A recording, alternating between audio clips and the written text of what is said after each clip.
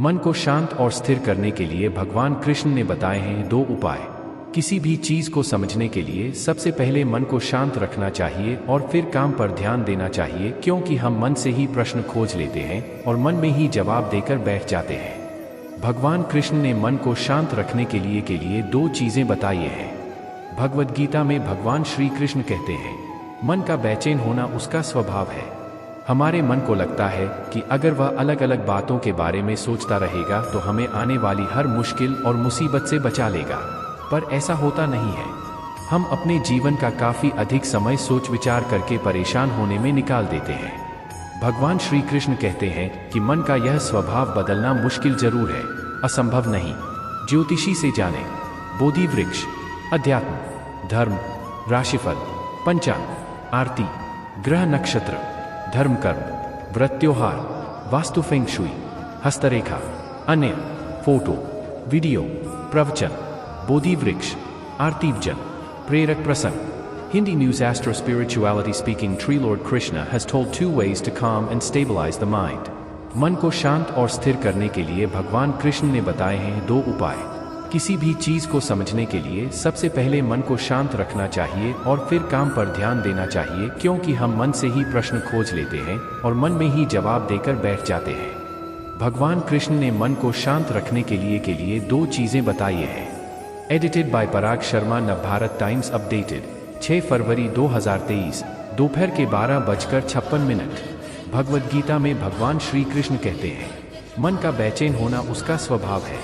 हमारे मन को लगता है कि अगर वह अलग अलग बातों के बारे में सोचता रहेगा तो हमें आने वाली हर मुश्किल और मुसीबत से बचा लेगा, पर ऐसा होता नहीं है।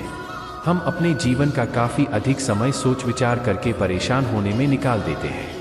भगवान श्री कृष्ण कहते हैं कि मन का यह स्वभाव बदलना मुश्किल जरूर है, असंभव नहीं। navbharattimes.com। कृष्ण, भगवान कृष्ण की बातें। अच्छा, अब आप एक बात बताइए, क्या आप कौए को कह सकते हैं कि वो काम की आवाज ना करे? या फिर क्या आप किसी मेंढक को कह सकते हैं कि वह पानी देखते ही ऊंची छलांग ना मारे? हमारे मन का भी कुछ ऐसा ही है। जीवन में कुछ भी होता है, अच्छा या बुरा, हमारा मन उस पर काम करने लगता है। काम से मेरा मतलब है चिंता करना, व्याकुल होना। कोई बुरी बात होती भी नहीं है और मन परेशानी की ऊंची लपटें लेने लगता है। कभी कभी तो मुझे ऐसा लगता है कि हम में से कई लोग सिर्फ परेशान होने के लिए जीते हैं। सारी परेशानी, पीड़ा, दुविधा अक्सर हमारी मन की बनाई हुई कहानियां होती हैं। भगवान श्री कृष्ण हमें हमारे मन को शांत और स्थिर करने के लिए 2 उपाय देते हैं। पहला, ध्यान लगाना या मेडिटेट करना। दूसरा, वैराग्य भाव सीखना। अब ध्यान या मेडिटेशन शब्द सुनते ही आप में से कई लोग कहेंगे कि आप आंख बंद कर सांसें अंदर बाहर नहीं ले सकते। यहाँ हम सब गलती कर बैठते हैं। मेडिटेशन या ध्यान का मतलब सिर्फ आंख बंद कर बैठना नहीं होता। मेडिटेशन का मतलब होता है अपना पूरा ध्यान किसी चीज पर लगाना और उसे हटने नहीं देना। अगर आप रोटी बना रहे हैं तो सिर्फ उस बात पर ध्यान दीजिए। अगर आप पिक्चर देख रहे हैं तो अपना पूरा ध्यान पिक्चर पर लगाएं। यह मत सोचिए कि पिक्चर देखकर आप अपना कितना वक्त बर्बाद कर रहे हैं। जब आप जीवन के हर छोटे बड़े काम को पूरे ध्यान से करते हैं तो आपका जीवन ही एक मेडिटेशन बन जाता है। ऐसे जीवन में शांति, स्थिरता, साहस और सफलता का होना अनिवार्य है। वैराग्य भाव दूसरा उपाय।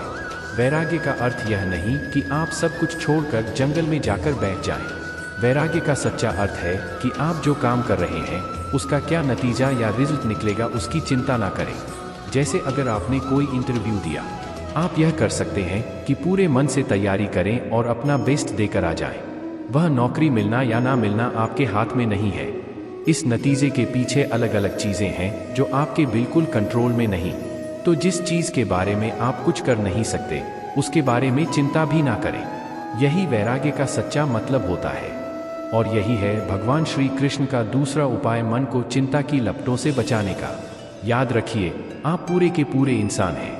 समझदारी, संयम और कुशलता से भरे इंसान। आपका मन जब भी कौए की तरह अलग अलग बातों पर आपको परेशान करने लगे, तब अपने मन को भी प्यार से समझाइए और शांत कर लीजिए। बस अपने ऊपर विश्वास रखिए कि आप कभी अपना बुरा नहीं होने देंगे।